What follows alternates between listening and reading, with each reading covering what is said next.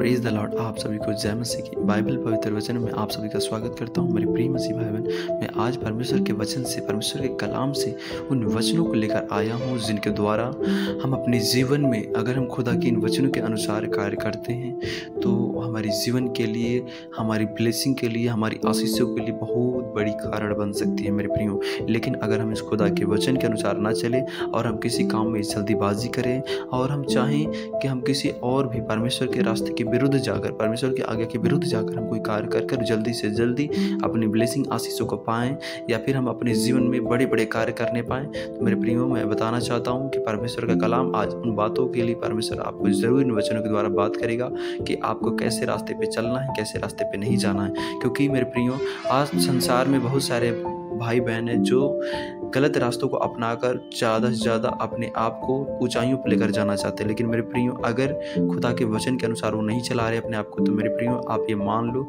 कि आने वाला समय उनके लिए बहुत ही दुख या तकलीफ हो या समस्याओं भरा हुआ है। क्योंकि अगर हम खुदा के वचन के अनुसार नहीं चलते तो वो परमेश्वर की इच्छा से नहीं, हम किसी और निगेटिव पावर की इच्छा पे चल रहे हैं। तो वो अगर वो हमें वो सारी चीज़ों में उलझाता है, अभिलाषाओं में, तो एक आने वाले समय में हमारे जीवन को बर्बाद करने का कारण वो बनाकर तब उलझाता है मेरे प्रियो। तो आइए हम परमेश्वर के वचन को सुनते हैं, खुदा के वचन के अनुसार अपने आप को जरूर चलाए मेरे प्रियो। चाहे उसमें आपकी घटी ही क्यों ना हो, चाहे आपको दुख लगे कि मेरे जीवन में दुख नहीं जा रहा है दूर, तो मेरे प्रियो तब पर भी आप उस खुदा के वचन के अनुसार अपने को चलाना, क्योंकि खुदा का वचन आपको किसी भी दुख में पड़ने ही नहीं देगा। भले ही आपको लगेगा कि मुझे दुख आ रहा है, लेकिन वो दुख नहीं है, वो आगे जाकर आपके जीवन के लिए बहुत बड़ी आशीष का कारण बनेगा। तो आइए हम खुदा के वचन को सुनते हैं, परमेश्वर का वचन क्या कहता है। परमेश्वर के कलाम से पहला वचन भजन संहिता की पुस्तक 37वें अध्याय के 16वीं आयत से लेकर 18वीं आयत तक परमेश्वर का वचन कहता है, धर्मी के थोड़े से माल दुष्टों के बहुत से धन से उत्तम है, क्योंकि दुष्टों की भुजाएं तो तोड़ी जाएंगी, परंतु यहोवा धर्मियों को संभालता है। यहोवा खरे लोगों की आयु की सुधि रखता है और उनका भाग सदैव बना रहेगा। दूसरा वचन भजन संहिता के पुस्तक 37वें अध्याय के 19वें आयत से लेकर 21वें आयत तक परमेश्वर का वचन कहता है, विपत्ति के समय उनकी आशा न टूटेगी और न वे लज्जित होंगे, और अकाल के दिनों में वे तृप्त रहेंगे। दुष्ट लोग नाश हो जाएंगे और यहोवा के शत्रु खेत की सुथरी घास की नाई नाश होंगे, वे धुएं की नाई बिलाए जाएंगे। दुष्ट ऋण लेता है और भरता नहीं, परंतु धर्मी अनुग्रह करके दान देता है। तीसरा वचन नीति वचन के पुस्तक 23वें अध्याय की 4 और 5वीं आयत में परमेश्वर का वचन कहता है, धनी होने के लिए परिश्रम न करना, अपनी समझ का भरोसा छोड़ना। क्या तू अपनी दृष्टि उस वस्तु पर लगाएगा जो है ही नहीं? वह उकाब पक्षी की नाई पंख लगाकर निसंदेह आकाश की ओर उड़ जाता है।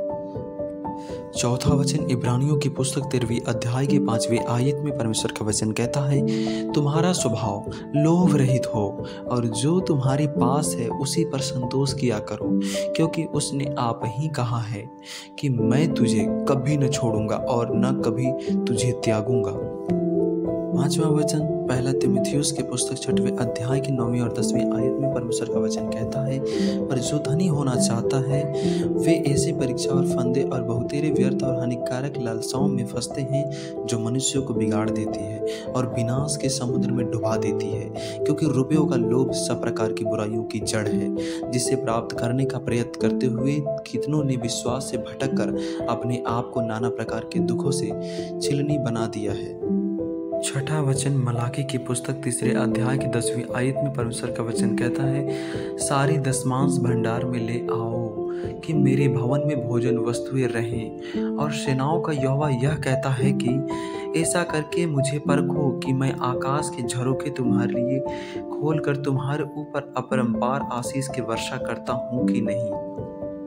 सातवां वचन लूका की पुस्तक 12वें अध्याय के 15वीं आयत में परमेश्वर का वचन कहता है, और उसने उनसे कहा, चौकस रहो और हर प्रकार के लोभ से अपने आप को बचाए रखो, क्योंकि किसी का जीवन उसकी संपत्ति की बहुतायत से नहीं होता।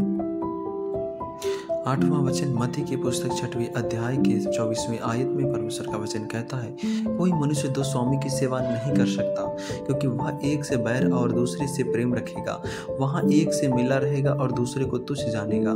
तुम परमेश्वर और धन दोनों की सेवा नहीं कर सकते। 9वां वचन व्यवस्था विवरण की पुस्तक 15वें अध्याय के 6वीं आयत में परमेश्वर का वचन कहता है, तब तेरा परमेश्वर यहोवा अपने वचन के अनुसार तुझे आशीष देगा और तू बहुत जातियों को उधार देगा, परंतु तुझे उधार लेना ना पड़ेगा। और तू बहुत जातियों पर प्रभुता करेगा, परंतु वे तेरे ऊपर प्रभुता ना करने पाएंगे। 10वां वचन व्यवस्था विवरण की पुस्तक 15वें अध्याय के 8वें आयत में परमेश्वर का वचन कहता है, जो देश तेरा परमेश्वर यहोवा तुझे देता है, उसके किसी फाटक के भीतर यदि तेरे भाइयों में से कोई तेरे पास दरिद्र हो, तो अपने उस दरिद्र भाई के लिए न तो अपना हृदय कठोर करना और न अपनी मुट्ठी कड़ी करना। जिस वस्तु की घटी उसको हो, उसका जितना प्रयोजन हो उतना अवश्य अपना हाथ ढीला करके उसको उधार देना। 11वां वचन फिलिप्पियों की पुस्तक 4 अध्याय के 19वीं आयत में परमेश्वर का वचन कहता है, और मेरा परमेश्वर भी अपने उस धन के अनुसार जो महिमा सहित मसीह यीशु में है तुम्हारी हर एक घटी को पूरा करेगा। 12वां वचन पहला तीमुथियुस की पुस्तक 6वें अध्याय के 6वीं आयत से लेकर 8वीं आयत तक परमेश्वर का वचन कहता है, पर संतोष सहित भक्ति बड़ी कमाई है, क्योंकि न हम जगत में कुछ लाए हैं और न कुछ ले जा सकते हैं, और यदि हमारे पास खाने और पहनने को हो तो इन्हीं पर संतोष करना चाहिए। 13वां वचन मत्ती की पुस्तक 6वें अध्याय के 25वें और 26वें आयत में परमेश्वर का वचन कहता है, इसलिए मैं तुमसे कहता हूँ कि अपने प्राण के लिए यह चिंता न करना कि हम क्या खाएंगे और क्या पिएंगे, और न अपने शरीर के लिए कि क्या पहनेंगे। क्या प्राण भोजन से और शरीर वस्त्र से बढ़कर नहीं? आकाश के पक्षियों को देखो, वे न बोते और न काटते हैं और न खत्तों में बटोरते हैं, तो भी तुम्हारा स्वर्गीय पिता उनको खिलाता है। क्या तुम उनसे अधिक मूल्य नहीं रखते हो? 14वां वचन मत्ती की पुस्तक 6वें अध्याय के 27वें आयत से 29वें आयत तक परमेश्वर का वचन कहता है, तुम में कौन है जो चिंता करके अपनी अवस्था में एक घड़ी भी बढ़ा सकता है? और वस्त्र के लिए क्यों चिंता करते हो? जंगली शोषणों पर ध्यान करो कि वे कैसे बढ़ते हैं, वे न तो परिश्रम करते न काटते हैं। तो भी मैं तुमसे कहता हूँ कि सुलेमान भी अपने सारे वैभव में उनमें से किसी के समान वस्त्र पहने हुए न था। 15वां वचन मत्ती की पुस्तक 6वें अध्याय की 30वें और 31वें आयत में परमेश्वर का वचन कहता है, इसलिए जब परमेश्वर मैदान की घास को जो आज है और कल भाड़ में झोंकी जाएगी ऐसा वस्त्र पहनाता है, तो हे अल्पविश्वासियों, तुमको वह क्यों कर न पहनाएगा? इसलिए तुम चिंता करके यह ना कहना कि क्या हम खाएं या क्या पिएं या क्या पहनेंगे। 16वां वचन मत्ती की पुस्तक 6वें अध्याय के 32वें आयत से लेकर 34वें आयत तक परमेश्वर का वचन कहता है, क्योंकि अन्य जातियां इन सब वस्तुओं की खोज में रहते हैं और तुम्हारा स्वर्गीय पिता जानता है कि तुम्हें ये सब वस्तुएं चाहिए। इसीलिए पहले तुम उसे राज्य और धर्म की खोज करो, तो ये सब वस्तुएं भी तुम्हें मिल जाएंगी। सो कल के लिए चिंता न करो, क्योंकि कल का दिन अपनी चिंता आप कर लेगा। आज के लिए आज ही का दुख बहुत है। 17वां वचन नीति वचन की पुस्तक 10वें अध्याय के 2 आयत से लेकर 4 आयत तक परमेश्वर का वचन कहता है, दुष्ट के रखे हुए धन से लाभ नहीं होता, परंतु धर्म के कारण मृत्यु से बचाव होता है। धर्मी को यहोवा भूखों मरने नहीं देता, परंतु दुष्टों की अभिलाषा वह पूरी होने नहीं देता। जो काम में ढिलाई करता है वह निर्धन हो जाता है, परंतु कामकाजी लोग अपने हाथों के द्वारा धनी होते हैं। 18वां वचन भजन संहिता के पुस्तक 62वें अध्याय के 10वें आयत में परमेश्वर का वचन कहता है, अंधेर करने पर भरोसा मत रखो और लूट पाट करने पर मत फूलो, चाहे धन संपत्ति बढ़े तो भी उस पर मन न लगाना।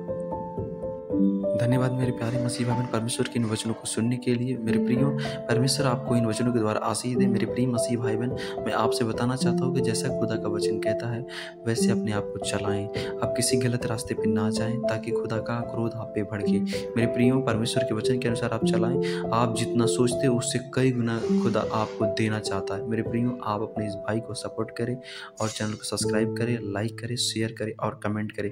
बेल आइकन को दबाना ना भूलें। परमेश्वर आप सभी को आशीष दे। जय मसीह की। God bless you.